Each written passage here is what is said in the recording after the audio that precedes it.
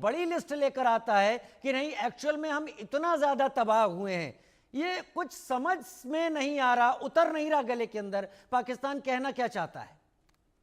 राजीव जी, बिल्कुल सही बात है, क्योंकि आज तक पाकिस्तान की आर्मी ने ये दिखाने का प्रयास किया पाकिस्तान की जनता को कि भारत के साथ हमारा जब भी टक्कर हुई तो हमने ईंट से ईंट बजा दी। 1971 में जब बांग्लादेश बन गया तब जाकर स्वीकार किया, नहीं तो जिस समय लड़ाई चल रही थी और हम जीत रहे थे तब भी वहां का मीडिया बता रहा था पाकिस्तान की जनता को कि हम जीत रहे हैं।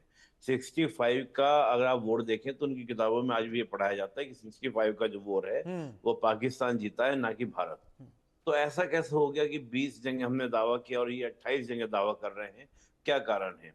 मैं इसके दो मुख्य कारण देख रहा हूँ। एक तो मैं देख रहा हूँ कि कहीं ना कहीं पाकिस्तान इस समय वर्ल्ड में ये मान रहा है कि हम भारत के मुकाबले में नहीं है, तो बेटर है कि विक्टिम कार्ड खेला जाए। हम्म। विक्टिम कार्ड क्या कि हमको मार दिया गया है, हमको बहुत परेशान किया जा रहा है भारत के द्वारा, प्लीज हमारी सिक्योरिटी करो, हमारी रक्षा करो।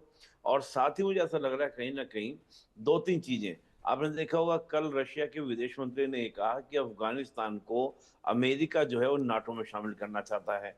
मुझे लगता है कि कहीं ना कहीं ये भी वजह हो सकती है कि पूरी दुनिया का फोकस अपने ओर आकर्षित करने के लिए कि हम विक्टिम हैं, हमारी मदद की जरूरत है, हमें फंड्स भी चाहिए, हमें सैन्य सपोर्ट भी चाहिए, नहीं तो पाकिस्तान जो है वो अपनी जमीन खो देगा।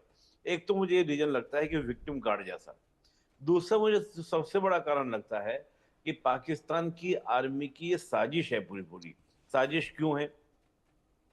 पाकिस्तान की आर्मी चाहती है कि उसका डिफेंस बजट बढ़ाया जाए, यानी कि जो पाकिस्तान की सरकार है वो क्या करे, आर्मी का डिफेंस बजट बढ़ाए।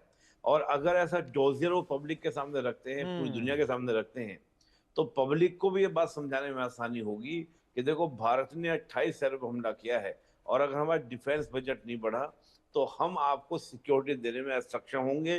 भारत जब चाहे जहां जाके मारेगा। अब ऐसा नहीं कि पाकिस्तान की आर्मी को पाकिस्तान की जनता से लव उभर गया है, सिक्योरिटी की फीलिंग आ गई है। क्योंकि आप जानते हैं पाकिस्तान की आर्मी को जितना फंड मिलता है उससे आधा तो वो लोग अपनी जेबों में भरते हैं और आधा क्या करते हैं, डिफेंस में खर्च करते हैं। तो मुझे लगता है कि कहीं ना कहीं या तो जो आर्मी के बड़े बड़े जनरल्स हैं वो इस बात को समझ रहे हैं कि आगे अगर मुकाबला होगा तो हमारी जमीनें नहीं रहेंगी, हम बेटर है कि बाहर इन्वेस्टमेंट वगैरह करके अच्छा खासा फंड निकाल कर हम बाहर कहीं सेटल हो जाएं।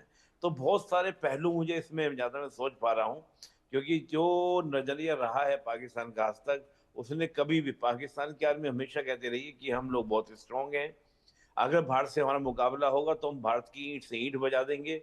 वो आर्मी आज इस प्रकार के डोजियर पर परमिशन दे रही है, अनुमति दे रही है, तो निश्चित रूप से ये कहीं ना कहीं एक बड़ी साजिश की, यहाँ पर मुझे क्या ना एक बात नजर आ रही है कि बड़ी साजिश की। दूसरा, अमेरिका और चीन, इन दोनों के माध्यम से भी कहीं ना कहीं अपने आप को संतुलित करने की। देखिए, मैं हमेशा बोलता आया हूँ कि पाकिस्तान की जो लोकेशन है ना, वो पूरे एशिया का एक तरीके से चौराहे की तरह मैं इसको देखता हूँ, हम्म। कि जहां पर बैठकर आप एशिया के ऊपर क्या कर सकते हैं, नजर रख सकते हैं। हम्म। तो पाकिस्तान उस लोकेशन की इंपॉर्टेंस को दिखाकर कहीं ना कहीं विदेशों से, चाहे वो आईएमएफ के द्वारा फंडिंग हो, वर्ल्ड बैंक के द्वारा हो, और देशों की फंडिंग हो, उनको भी लेने का प्रयास कर रहा है कि हमारी अस्थिरता या हमारा बिखरना, हमारा टूटना आप लोगों के लिए नुकसानदायक होगा, तो हमें फंडिंग करो, हमें सेव करो। उस तरह का नजरिया तो कहीं ना कहीं पाकिस्तान स्वीकार करे कि भारत और हमारे बीच में सैन्य और पैसे के मामले में एक बड़ा गैप आ गया है, हम्म। जिसको हम अपने बूते हुए पाट नहीं सकते हैं। हम्म। तो मैं इसको इस तरीके से इसको मैं देख पा रहा हूँ चीजों को। इस तरीके से आप इसको देख पा रहे हैं। इस बीच हमारे साथ मंजू सेठ